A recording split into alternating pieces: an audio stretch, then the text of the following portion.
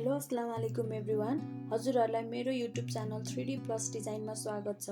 म चाहिँ यस भिडियोमा हजुरहरूलाई AutoCADमा चाहिँ 2D फर्निचरहरू चाहिँ AutoCADमा चाहिँ 2D फर्निचरहरू कसरी एड गर्न सकिन्छ त भन्ने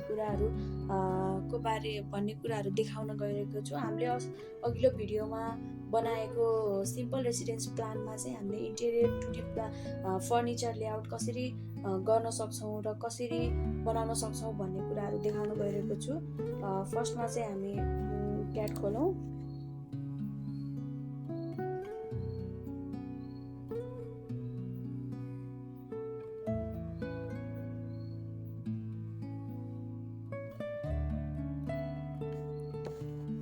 खोलिसकेपछि हामीले अस्ति बनाएको प्लान खोल्नको लागि चाहिँ यहाँ रिसेन्ट डकुमेन्ट हामीले गरिरहेको डकुमेन्ट्स खोल्दा पनि भयो। ओके, हामीहरूले चाहिँ यस्तो बनाएर छोडेका थियौँ, इलिभेसन मात्र गरेर छोडेका थियौँ। अब इलिभेसन भन्दा नि अब यसलाई हामीले फर्निचर राख्नुपर्ने हुन्छ। यो प्लानमा चाहिँ कसरी चाहिँ ओके कपी गरौँ। अब हामीलाई फर्निचर लेआउट, किचनमा फर्निचर लेआउट, बेडरुममा बेडहरू, त्यसपछि लिभिङ रुममा सोफा, टिभीहरू, बेडरुममा बेड, अनि त्यसपछि कमोडहरू कसरी राख्ने भनेर चाहिँ हामीले फर्निचरहरू कसरी बनाउन सक्छौँ भनेर देखाउन लागिरहेको छु। बनाउन पनि मिल्छ र हामीले यसलाई चाहिँ डाइरेक्ट बनाएर राखेको कुराहरू डाउनलोड गरेर पनि राख्न सक्छौँ। बनाइराख्नु भन्दा पनि हामीले डाउनलोड गरेर राख्न सक्छौँ। त्यसको लागि चाहिँ हामीले पहिला गुगलमा गएर चाहिँ हामीले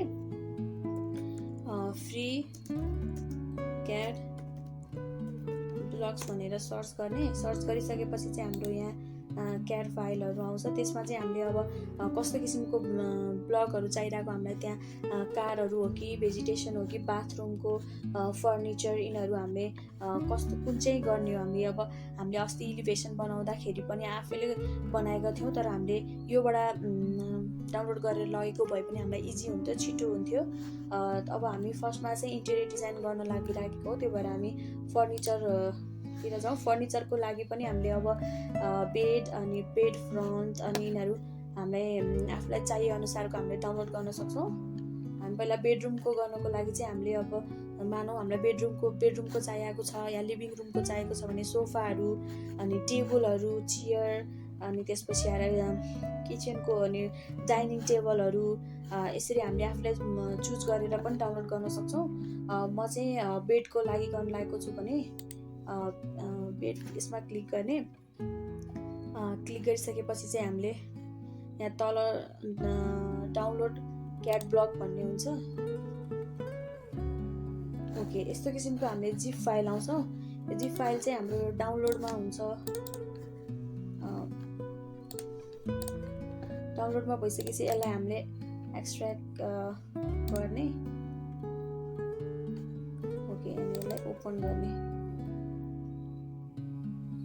ओके, ओपन गरिसकेपछि चाहिँ हामीले यस्तो किसिमको क्याड ब्लकहरू चाहिँ पाउँछौँ। यसलाई चाहिँ हामीले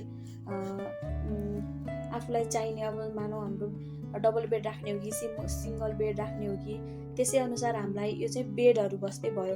अरू हामीले यो फर्निचरमा चाहिँ हामीले यस्तै अरूहरू पनि पाउँछौँ। यसरी नै डाउनलोड गरेर हामीले यो प्लानमा राख्न सक्छौँ। जस्तै एउटा हामी राखौँ र हामीले बेड राख्नु छ भने चाहिँ हामीले यसलाई Ctrl+C गरेर हामी सिम्पल प्लानको, यो चाहिँ हाम्रो स्केलमा हुँदैन, यसलाई स्केलमा ल्याउनको लागि चाहिँ हामीले नर्मल स्केल थाहा हुनुपर्छ।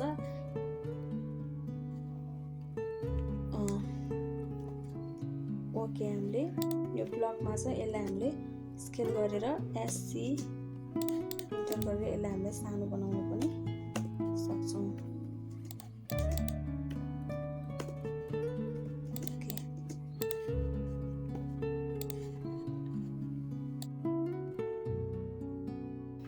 मेरो भिडियो अन्तिमसम्म हेरिदिनु भएकोमा धन्यवाद।